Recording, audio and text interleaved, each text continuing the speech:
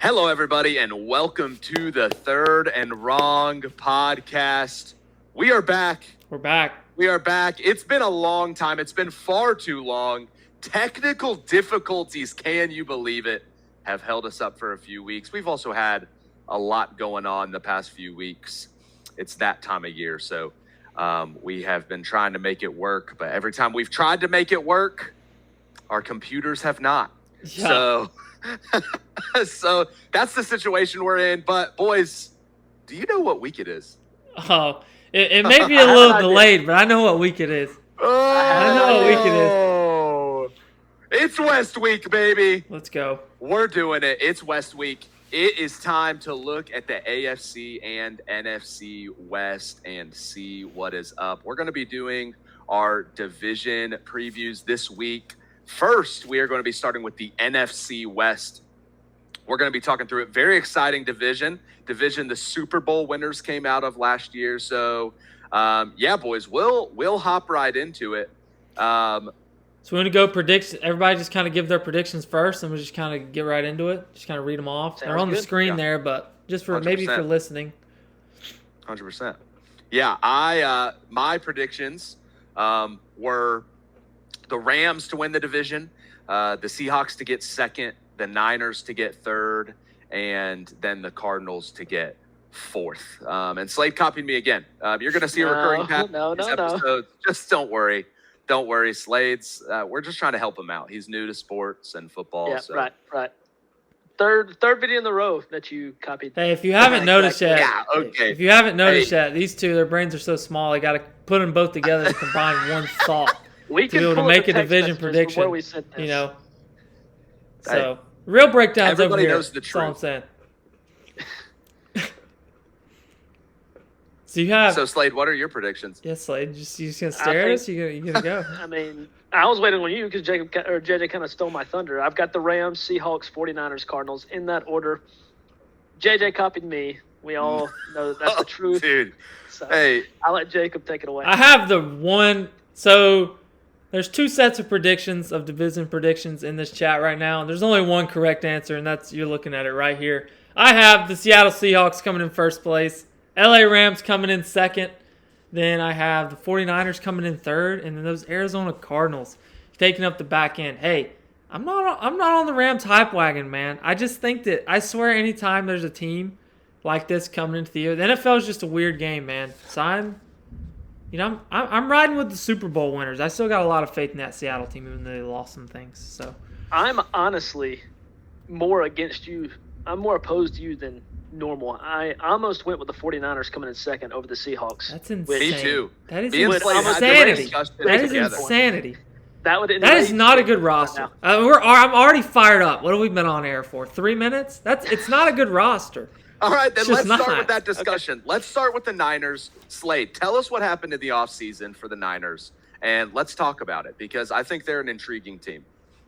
Yeah, so the Niners, they're a little bit of an old team. So their ads, they brought in Mike Evans, who is aging, but, I mean, he's a solid receiver.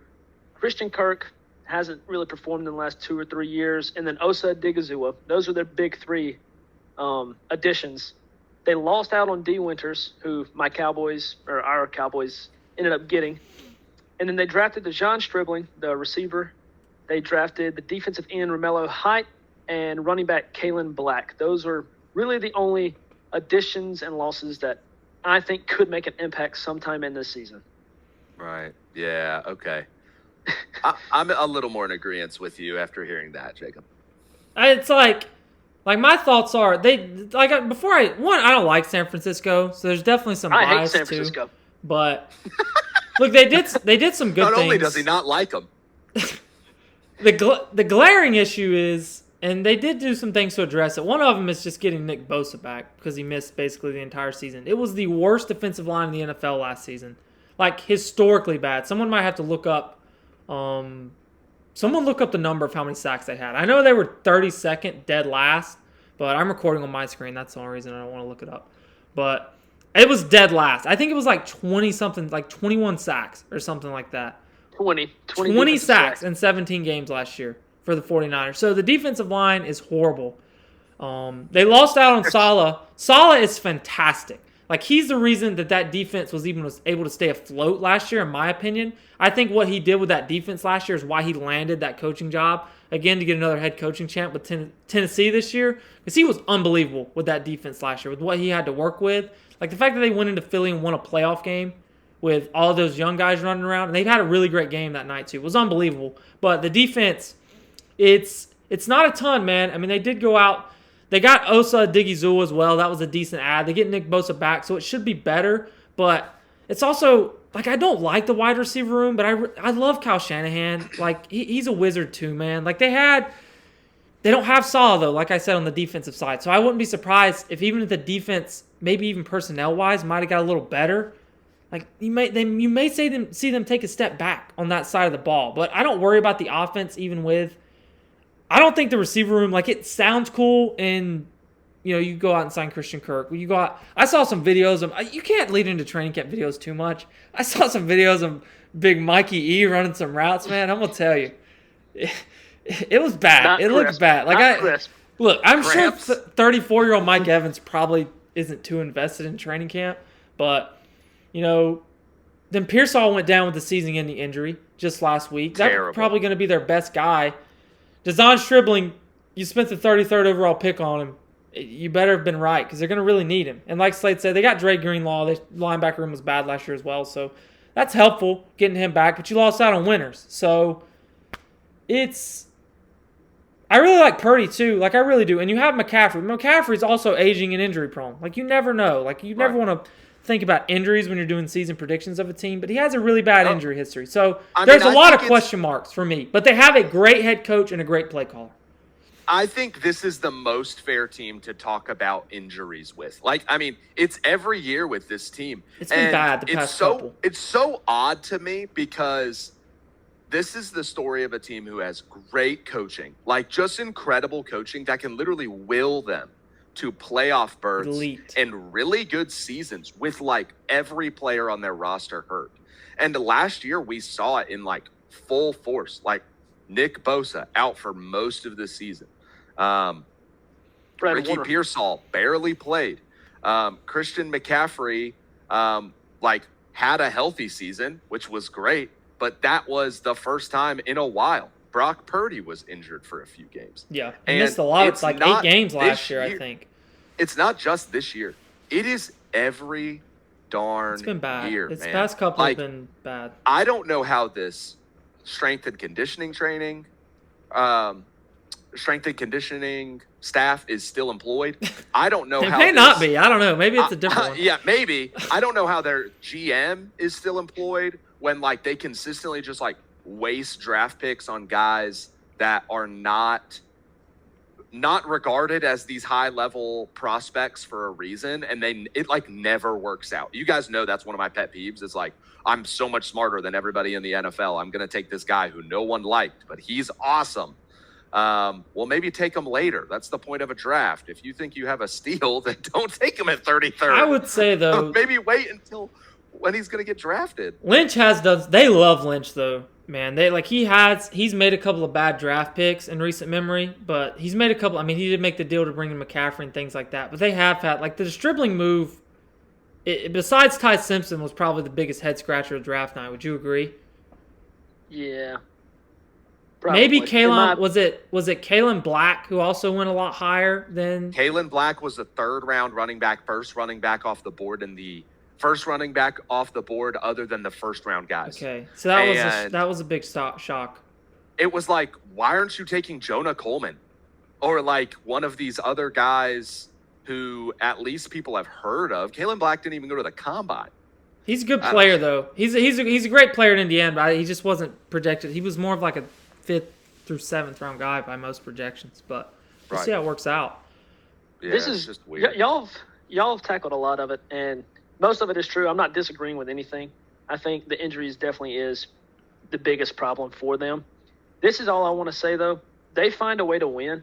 I mean, y'all jumped into all these injuries they had last year, and Brock Purdy been out 8 games or something around that number.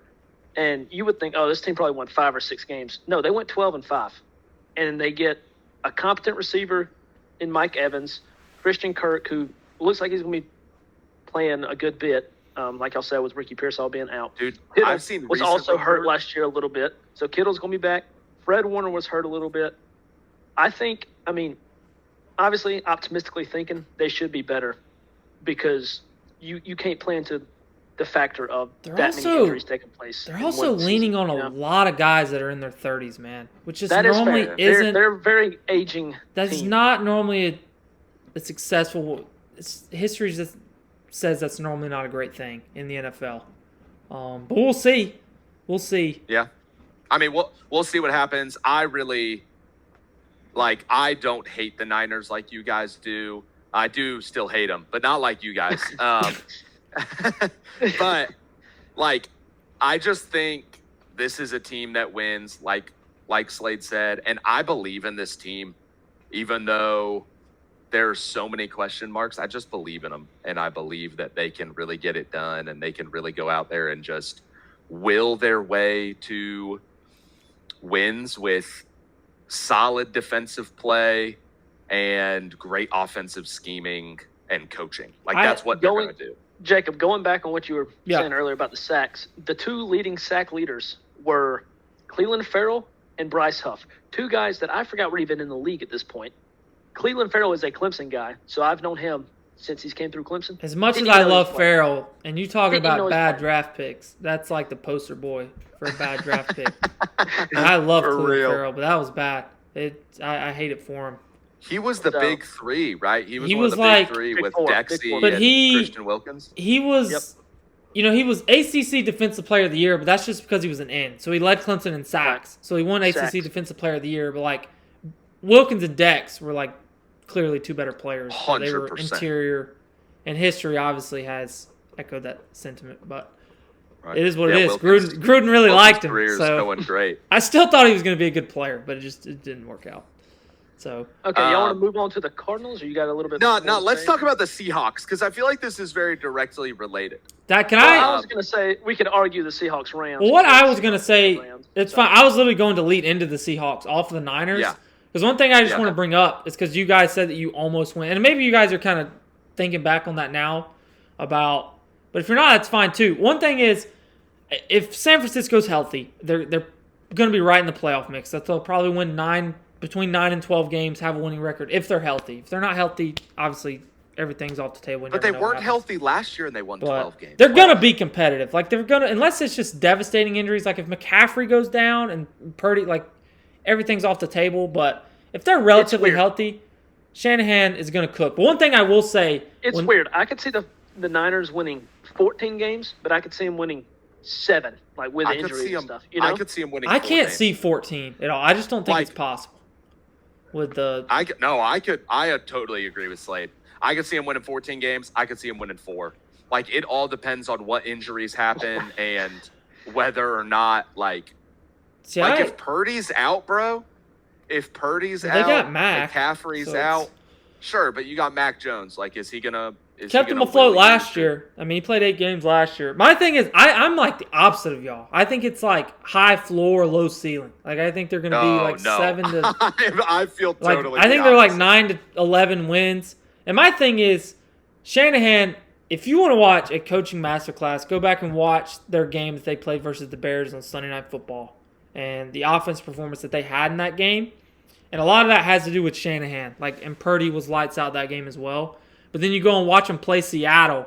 It just gets to a point that it's not about X's and O's anymore, and it's about Jimmy's and Joe's. And it just wasn't close. And in his own right,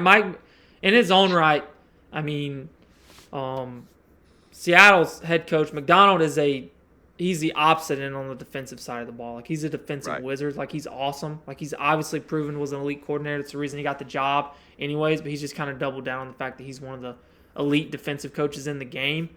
But they just had way better players than San Francisco did. Shanahan's awesome, but they couldn't score a touchdown against them. They played them with a chance with the division on the line down the stretch. So look at the scores of those games. And then they played them again in the playoffs. I don't even know if San Francisco got the ball in the paint. It was just utter domination. And even with Seattle losing a couple of guys, I get the NFL is insane. It just doesn't make sense to me to think that they have done, either one of these teams have had anything happen for that gap to close that much. Because it just wasn't even close last year. Yeah, I don't know, man. I'm not saying that head-to-head they're a better team. I'm saying that San Francisco could end up winning more games because that's just how the NFL The season NFL's goes weird. sometimes. Like, the NFL's weird. Like, Seattle could lose, a game to Cleveland and, somebody else. But here's my thing about Seattle, because you're talking about them like they're still the Super Bowl team last year. And I know, I think they have been getting too much disrespect, and that's not my intention. My intention is simply to point out the fact that there are some big holes that the Seahawks lost and now have to figure out how to work through. And they lost some defensive secondary guys, Reek Woolen, obviously, and then they lost a safety. Kobe Bryant's gone as well. Kobe Bryant. So those are two big losses in the secondary. You've got to hope those. I think they drafted some guys who would be looking to fill those slots. But Slade I think can give us that in a minute. But that D line though. But you also, their second string tore his AC. Their second string running back tore his ACL, so he's not going to be back for a while. And their other one left in free agency, and so they drafted a guy with the 32nd overall pick. We all know how late first round running back draft picks go. It's really hit or miss. It could work out, but Jadarian Price is also a guy that no one really projected as this super highly talented guy, but for some reason the NFL likes him. So I guess we'll give it a shot. Well, he's Kubiak is gone. Those things speed. are going to affect their team a ton, especially the Kubiak loss. That's the biggest one to me.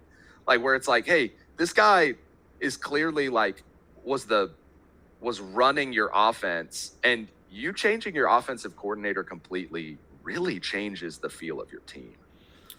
One thing, look, the coordinator's a big deal. I will agree. Coordinators in the NFL, if you want to realize how big coordinators are, just go back and watch the last 4 years of the Philadelphia Eagles, and you'll understand how important coordinators are in the NFL, because it's super important. So that could play, especially because, like I said, McDonald's a defensive guy, so they need a really good. Part of being a good head coach is hiring good, so we'll see how that works out for them. But the only thing that I would echo off you to kind of push back against what you said is in some of the areas where I think they would be weaker, even though it sounds kind of dumb, those things already weren't their strengths, in my opinion. And I think their strengths are just so overwhelmingly good. Because I think their strength is their offensive line is elite. So I think that gives, anytime the offensive line is elite, that's how you run the ball in the NFL. Talent-wise, they're elite. Ashton Genty is, if you look no further than Ashton Genty, when you see, if Ashton Genty had a great offensive line, he would be a great running back, but he had a bad season last year because his offensive line is terrible. Slade, do you think they have an elite offensive line? I couldn't name a single one of their offensive linemen, and I feel like I could name at least one on every other team in the NFL. Look it up. No, hey, listen, Jacob, I understand what you're saying. They might have. I'm just saying, it doesn't seem like it's a standout offensive line group. Gray Zabel is the notable guy that they drafted last year. But, Jacob, I understand what you're saying, too, but because they performed really, really well last year. But I don't know that was as much credit to those guys being super, super talented, or more of a credit to Kubiak's blocking schemes and how good those things work in the run game, and how all of those things work together because of Kubiak's scheming. Look, but I don't know. I don't know enough about that stuff to be able to sit here and tell you. But to me, that offensive line doesn't stand out as one thing I tell you is they graded out in passing. They graded out as the top 10 O-line last year by PFF metrics. That's pretty good.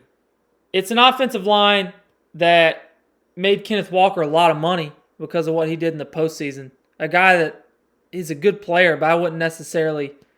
Kenneth Walker is not Bijan Robinson, but he sure as heck looks like it in the Super Bowl against maybe a top 5 defensive line in the NFL.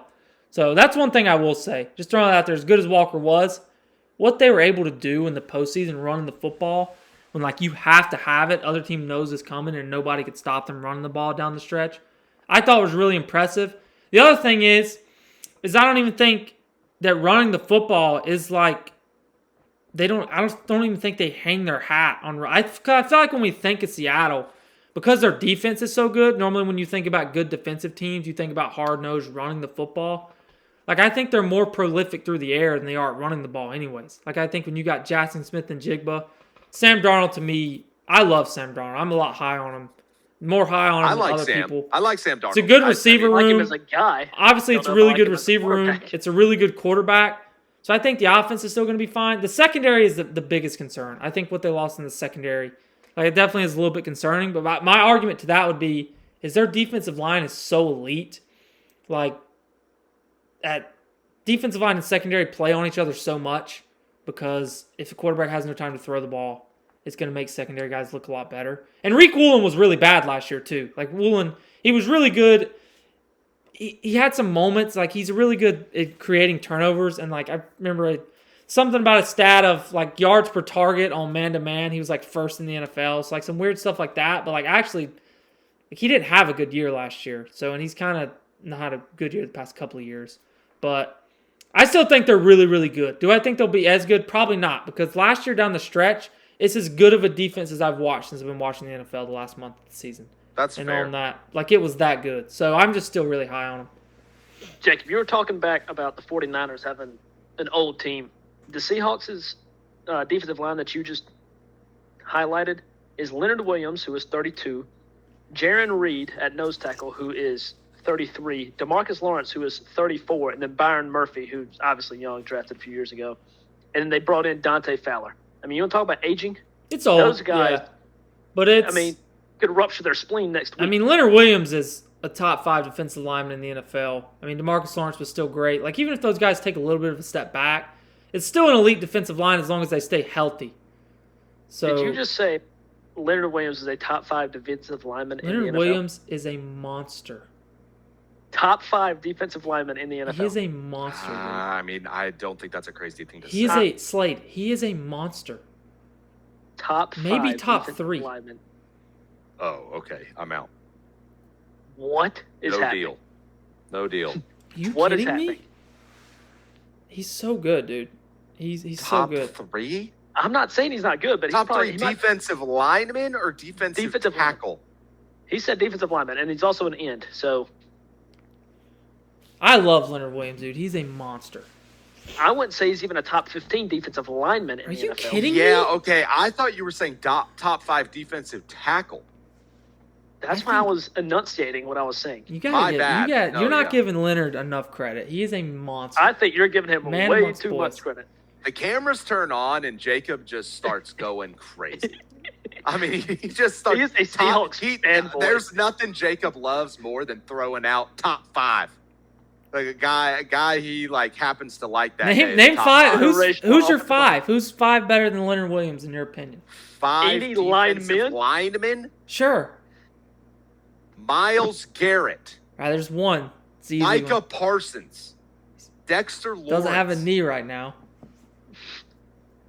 Are we serious? Like this? TJ Watt, Nick Bosa. Who's the other defensive tackle? Bosa didn't play all last Williams. season. Watts really declined. Quinnen Williams. Quinnen Williams is better than Leonard Williams. Yes, he is. He is not. I'm a Cowboys fan. He's not. Leonard Williams literally just plays on a better team. He has 18 sacks in the last 2 seasons. Quinnen Williams would be a game breaker if he didn't play for the Jets. And then one of the worst defenses I've ever seen last year. Aiden Max Hutchinson. Crosby. Yeah, like this is a ridiculous argument to even try to make. He might be scratching top 15. He is not top 5 defensive lineman. Defensive lineman? Are you kidding me? Jacob, you are going to get flamed. He's got to be raised. I want to give Leonard Williams his respect. He's great. But like he's a great player. I love the big cat. It's awesome. He's fun to watch. 18 sacks out of the defensive tackle position in the last 2 seasons. 18. He's better. Big Dex is better than he is? Yes. How? Like, by what standard is Big Dex a better player than Leonard Williams? 18's almost 20 sacks. The thing do you think if Leonard Williams and Dexter Lawrence were the same age, The thing a that team would everyone have traded the 9th overall pick. The thing that everyone crowned Aaron Donald the greatest defensive lineman of all time for, because of how many sacks and how disruptive he was from the defensive tackle position. But Leonard Williams does it. Not comparable. But Leonard Williams does it, and it's, but Big Dex is good against the run, even though he has 3 sacks in the last 3 seasons. And it just doesn't. Let me see something real quick. I'm doing some research. Yeah, I'm out on this discussion. Anyway, okay, so for the Seahawks, crazy.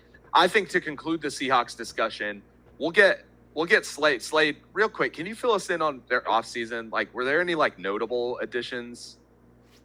Yeah, so additions: Dante Fowler at defensive end, who's pretty much a depth piece for him at this point, and then Emmanuel Wilson, running back, they brought in to fill that Zach Charbonnet, Kenneth Walker void.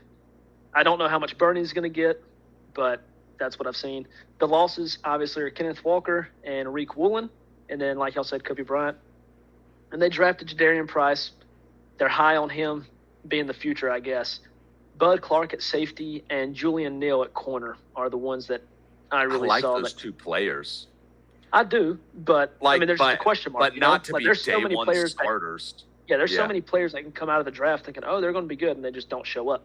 Yeah. So, I mean, we'll see. We'll see what happens. I think you have to decide what you think. I think here's my perspective, Jacob. I think the reason I'm doubting Seattle's potential this year is because I think their success was a lot more credited to impressive scheming and the defense working together as an impressive scheming on the offensive side of the ball and the defense working together as a cohesive unit. Sure. So I'm worried that Kubiak's exit is going to heavily decline their offensive effectiveness, especially with the magical season that JSN had last year. That's just not going to happen again.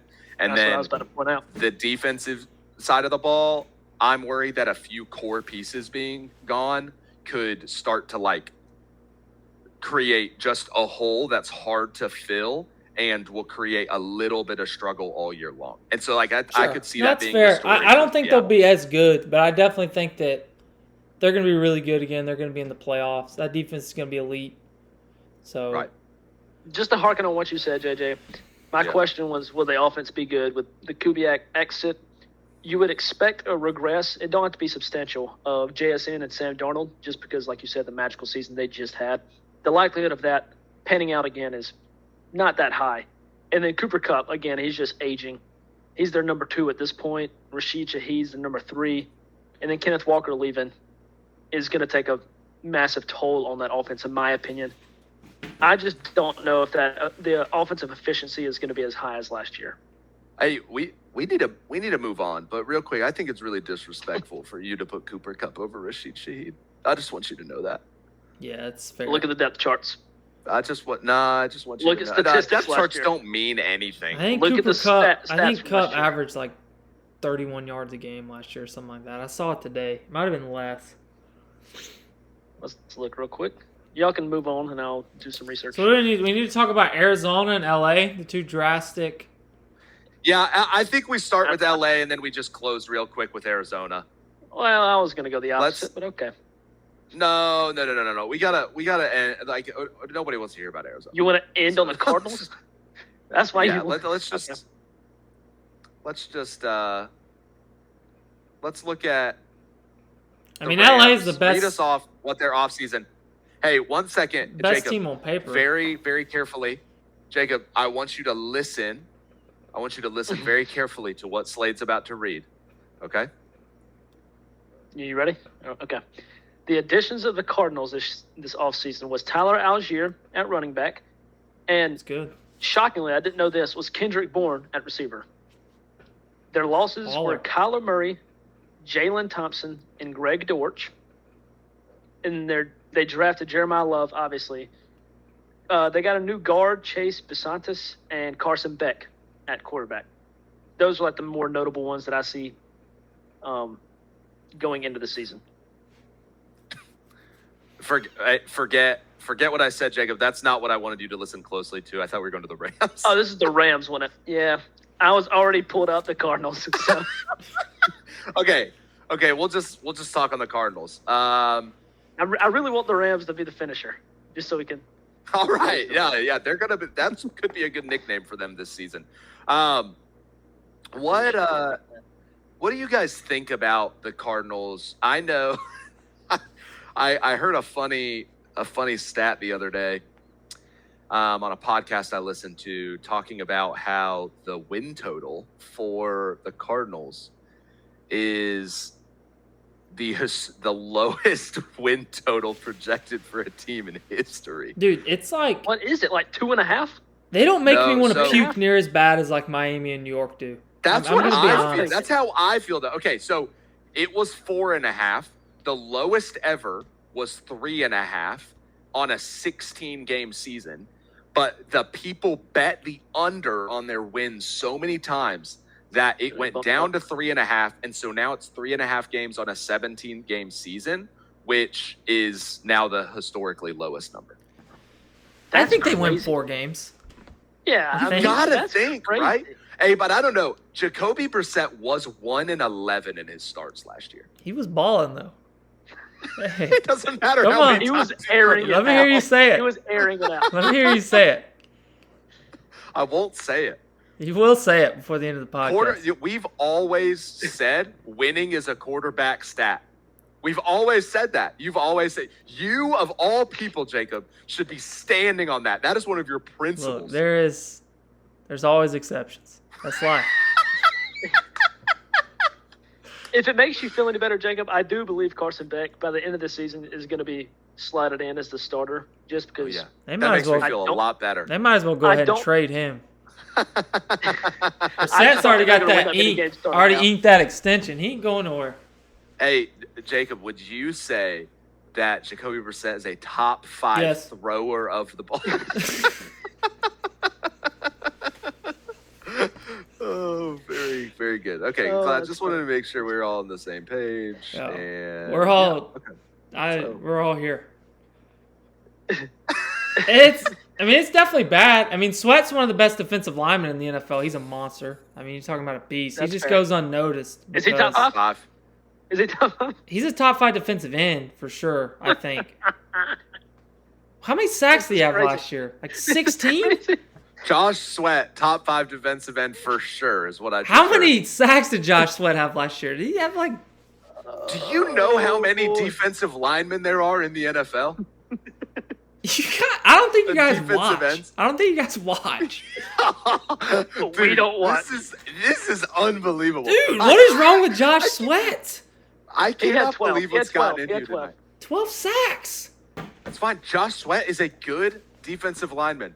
He is not top 5. Defensive end. He is not a top 5 defensive end. Jacob. Give me 5. Here we go He's a again. good defensive. We're not playing this We're game. playing I don't this have to game. name you. Miles Garrett, Max Crosby, Nick Bosa, T.J. Watt, Micah Aiden Parsons, Hutchinson. Aiden Hutchinson, Three of those guys didn't even play Brian last Burns, season. Trey Trey Hendrickson. Hendrickson. I mean, that's 8 right there. Injured, That's ridiculous. geezer. We're not taking it dynasty stats. We're not saying like who would we rather have. We Top, starting at top 7. Will you give me top Even then, 7? I'd take Give me the others. top 7. No. top 8. I'll give you top All right, 8. I'll take that. I'll take that. Arguably. I'm Arguably. thinking that. Arguably. 4. Take it or leave it. Come on. All right, let's talk about the Redbirds, man. I'm fired up. He is You got me. rating us. Redbirds. Can I lead us off with the Redbirds? Lead us off. I mean, I don't know what you're going to say. I don't have much to say. I've already We got a said top my 5 piece. quarterback, top 5 defensive end. I mean, You got Super The Bowl greatest contenders. quarterback to ever lace up the cleats. So, best defense. I'm just kidding. No, but The they're best receiver too, Marv. Right? they're definitely going to be Right, Marv? bad. They're definitely going to be bad. But look, the offense is. It's not like it. I swear it doesn't. Like I said, it's not like when I look at Miami and I look at New York. When I look at this offense, I see a veteran. In all seriousness, I see a veteran quarterback who I know at the worst can at least distribute the football. And It's fair. like he's going to get the ball out of his hands. He's not going to make stupid mistakes. Into the opponent's hands. Yeah. He doesn't. He's not going to turn the ball over a ton. He's kind of a gunslinger. Hey, that's all right. Like they probably, if they're going to win games, But that means he's going to turn the ball over. I don't think he does. He turn the ball over a lot. I'm pretty sure he had like 15 interceptions. interceptions last year. No chance. He's under 10. On 23 he's touchdowns. under 10. So, look, he might turn it over a little bit, sure. But he's going to distribute the ball. They have – if Marv can step up, man, like the wide receiver room with him and Michael Wilson is not half bad. Like, it's really not half bad. And they have the – is Trey McBride – before I make y'all mad again, is Trey McBride the best tight end in the NFL? I think you can say I think so. I mean, I think – he's the best receiving tight end in the NFL right now. I don't know that he's the most talented, but I would say he's the best right now. So you have Michael Wilson, Marvin Harrison, who I still think is a sleeping giant. Like, I still think he can be really good. I'm not done yet with him. He's too talented. Talent is there. He has all the tools. There's no reason for him not to be good. Okay? Then you have Trey McBride. And then you draft Jeremiah Love. The offensive line wasn't good last year. It's actually really veteran heavy. Like, if you go look at their offensive line, it's actually a lot of dudes in their 30s. But second worst in the league in rushing yards last year. A lot of that was injuries. I mean, it's Trey Benson who struggled with some injuries. Bam Knight was taking a lot of carries. Like, they're fine, but they aren't Jeremiah Love. So I do think the rushing game will be a little better. They had a couple veterans on that offensive line who maybe can help. And then what I got for defensive line is, Josh Sweat's going to show up. He's going to be really good. Walter Nolan's got to be better. Drafted him in the first round a couple years ago. He needs to step up and be better. And then on that offensive line, if you're looking for a budding star, Paris Johnson Jr., another first-round guy, got better from year 1 to year 2. Now we need that star leap because you need a star tackle. You need somebody who's going to protect the quarterback, somebody you can run behind and hang your hat on that offensive line. The young guys surrounded by those older guys. And if they do all of that, it might not be half bad. It might not be half bad. The defense, though, is what's going to be the problem. The defense is still bad, I think. But I think they may score some points. And I think with the loss of Jalen Thompson at safety is definitely going to help. Defense. I think they have a chance, and Darius Robinson on that defensive line as well. I think they maybe have a chance to get after the quarterback some, halfway efficiently. So maybe that can be, something they hang their hat on. But even that's going to take guys getting better. It's not a shoe-in, but it has a chance. Like, I think Nolan and Robinson both have potential. But that's all I got. I don't need to ramble on anymore. Yeah, I mean, I think that's kind of the discussion with them. I view this team kind of like the Browns last year. Like, I don't see them being successful, winning games, but I see them, kind of having a successful offense and, winning some games here and there, which is, the Browns, ended up, with the... Oh, I guess the Browns did not perform as well as I was thinking last year. Maybe they had 5 wins, I think, maybe 6.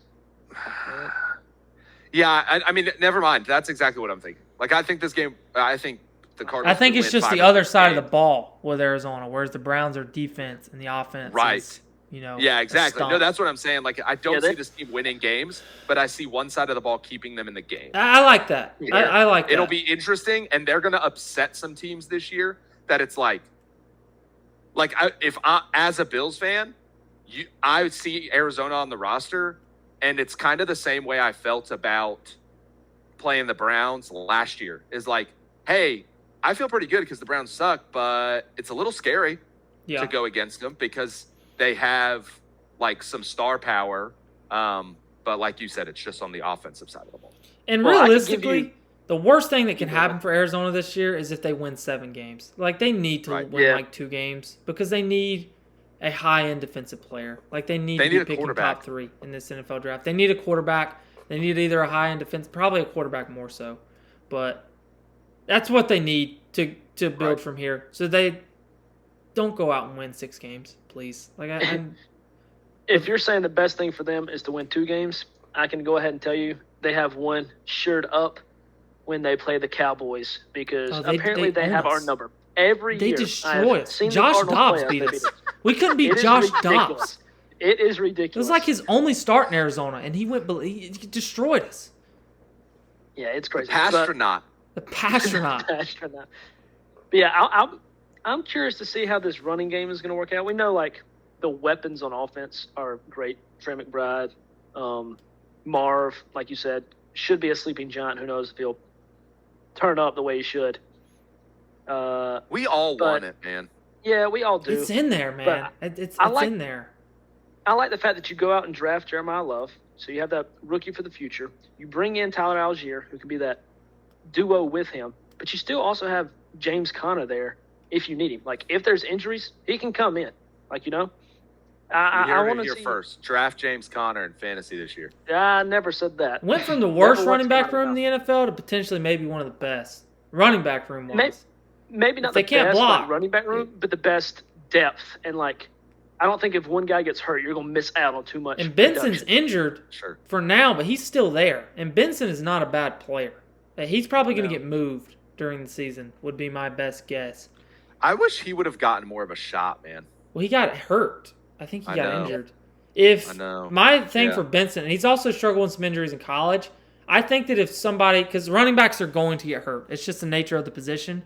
If somebody next year has a running back go down, whether it be a starter or a backup, and they need running back help, I think my prediction going into the year, Benson will be the first trade of the NFL season. He will get moved and go to a team who, whichever running back goes down first, I think Benson ends up there because I think they're going to. I mean, that's a hard thing to predict, but or maybe even Connor. Like maybe, but I think Connor.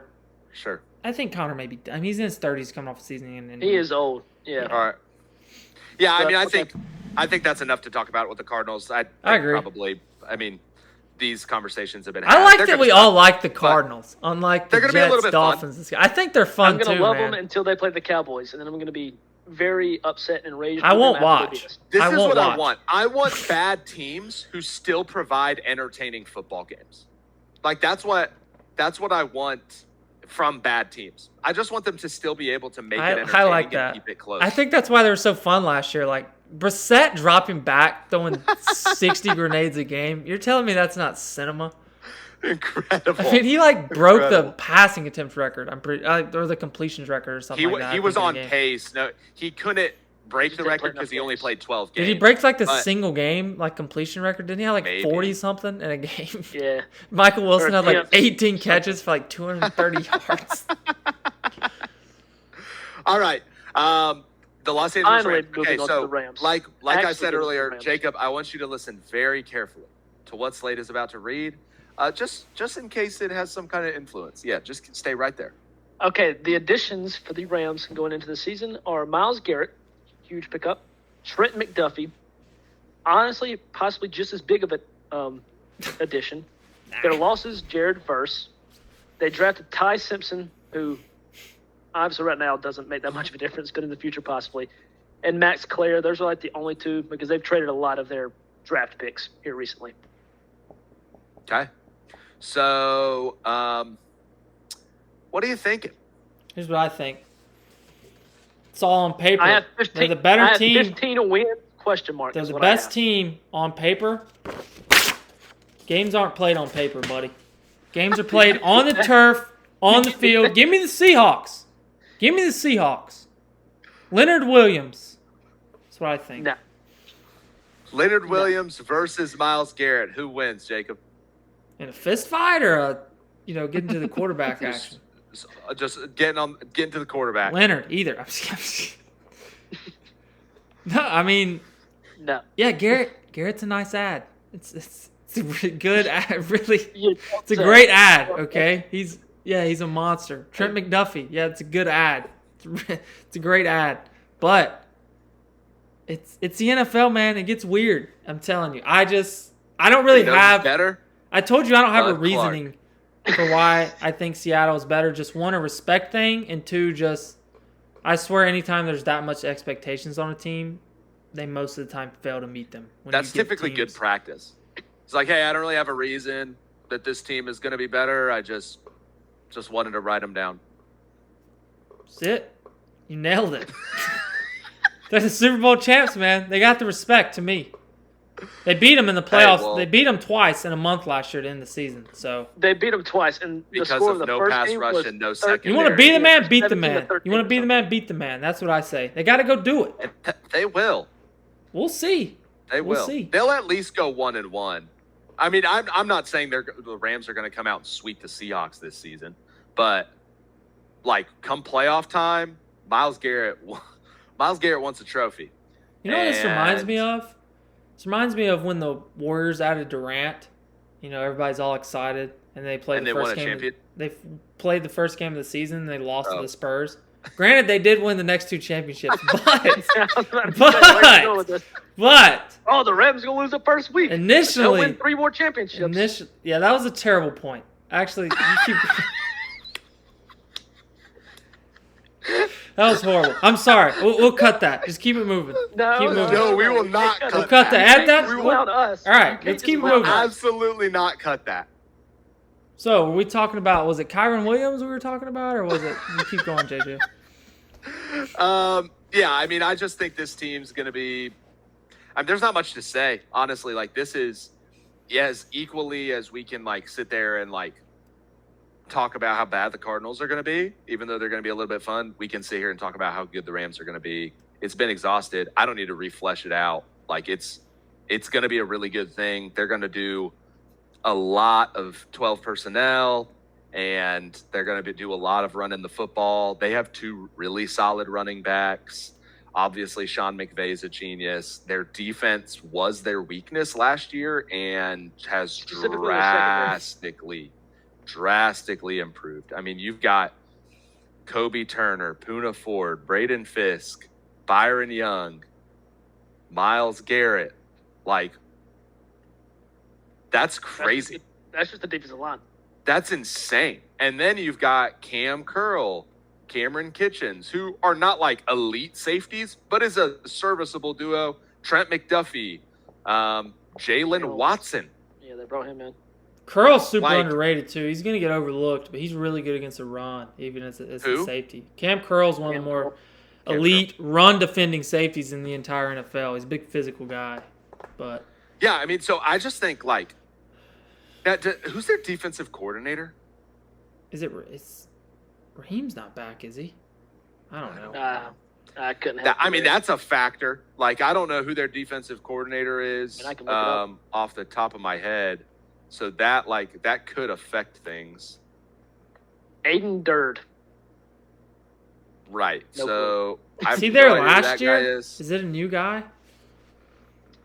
He took over the role in 2024 under head coach Mike McDonald. Yeah, he's after fine. serving I think last year they just didn't have the Cowboys. personnel.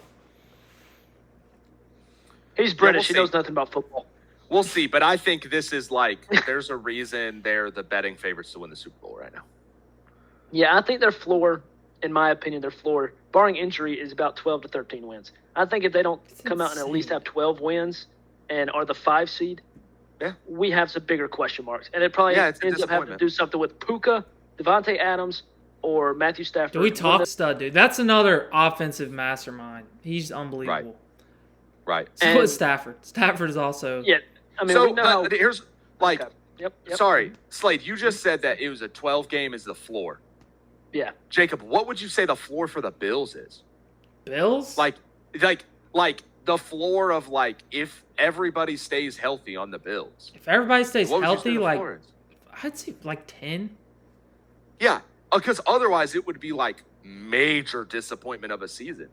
You're talking about a team that like has a way better roster than the Bills Yeah, on paper. I'd So, be like, surprised if they didn't win 12 games. Yeah, I agree Yeah. with that. I don't think it'd be a that Not major to mention- disappointment if they didn't. Not to mention, I did see legit today that Aaron Donald did come back and have a Yeah, he's working Um, out. But workout with him. it's So, like, Even surely if he he's has not. something left. Not saying he'd be bad, but surely he's not as good as he was 3 years It'd ago. be just right? as Right, good as that's what Leonard I'm Williams. thinking. Be just as good as No, Leonard he's Williams. not. No, he would not be, dude. Stop that.